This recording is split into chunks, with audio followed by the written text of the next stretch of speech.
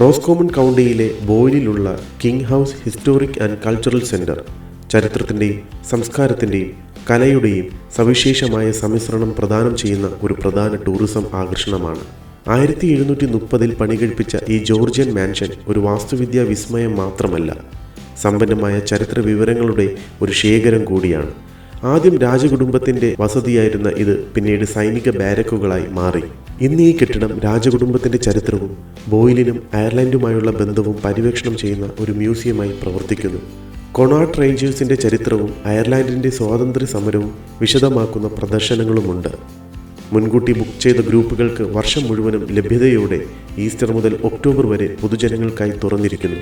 Guided tour ഓപ്ഷനുകൾക്കൊപ്പം വ്യക്തികൾക്കും കുടുംബങ്ങൾക്കും താങ്ങാനാവുന്ന നിരക്കുകൾ ഇവിടുത്തെ പ്രത്യേകതയാണ്.